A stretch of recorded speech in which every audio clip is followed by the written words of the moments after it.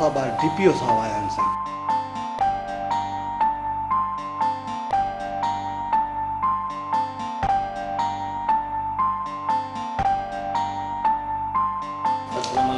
वालेकुम सलाम DPO साहब।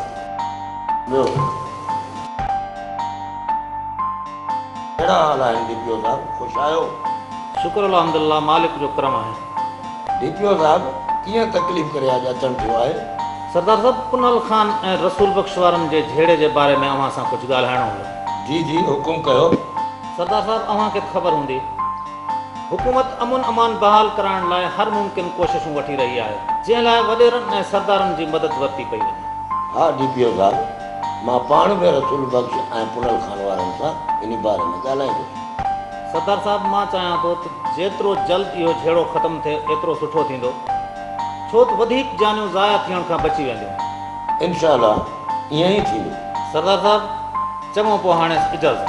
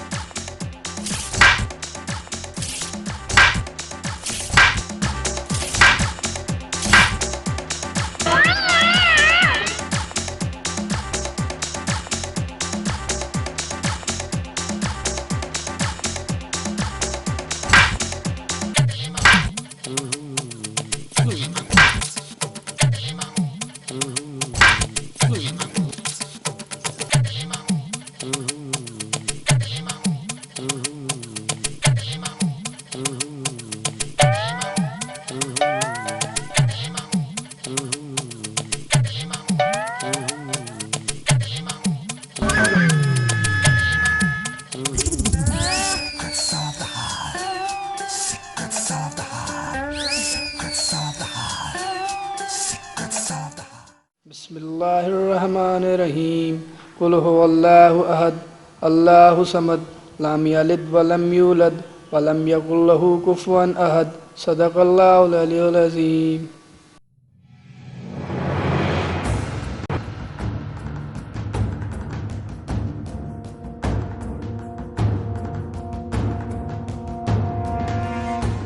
बिस्मिल्लाहिर्रहमानिर्रहीम। फ़ैसलनि जी शुरूआत में अक्सर करे क़ाइदा ऐं क़ानून ॿुधाया वेंदा आहिनि ऐं धुरियुनि खे ज़ाब्ते में आणण जे लाइ ॻरा शर्त बि लागू कया वेंदा आहिनि त जीअं फ़ैसिले ते अमल थी सघे। पर हीउ पहिरियों फ़ैसिलो आहे जंहिं में न क़ाइदा ऐं क़ानून ॿुधाया वेंदा ऐं न ॻरा शर्त लागू थींदा। हा, मगर धुरियुनि जूं ॻाल्हियूं ज़रूरु ॿुधियूं वेंदियूं। हाणे मां सरदार साहिब खे गुज़ारिश कंदुसि त हू ॿिन्हिनि धुरियुनि जा बयान ॿुधे।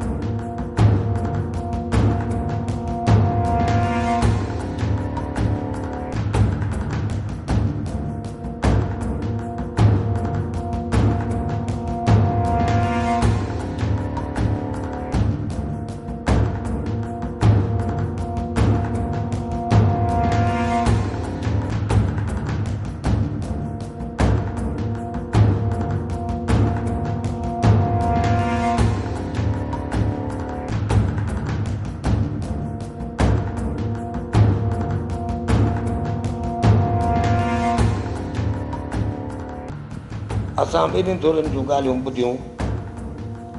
ॻाल्हियुनि में शुरू थींदड़ झेड़ो जंहिं में 11 जानियूं ज़ाया थियूं, फसल ऐं तालीम तबाह थिया ऐं उन खां अलावा माण्हुनि जो पंहिंजी ॿननि ऐं शहरनि ॾांहुं निकिरणु महाल थी पियो। इन सूरत हाल खे ॾिसंदे हुकूमत समाजी तनज़ीमुनि ऐं चङनि मुड़ुसनि खे उल्को थी पियो त कहिड़ी बि रीत हिन खूनी जहिड़े खे ख़तमु कराइजे।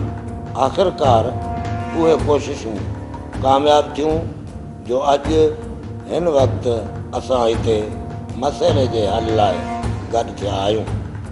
असां सभिनीनि खे चङी रीति मालूम आहे त फ़ैसिलनि में छा थो थिए। फ़ैसिलनि में खूननि जो तादादु ॻणियो थो वञे ऐं उन्हनि जो मुल्ह मुक़ररु कयो थो वञे। जीअं कामरेड चयो त कुझु ॻरा शर्त बि लागू कया वञनि था त जीअं फ़ैसिलनि ते अमल थी सघे। किथे किथे अहिड़ा फ़ैसिला कामयाब बि थियनि था, पर अक्सर करे ॾिठो इहो वियो आहे त पैसनि जी ॾे वठि जे करे मसइलो वरी कर खणे थो ऐं ॻाल्हि वञी एसि ताईं पहुचे थी जो माण्हू लालच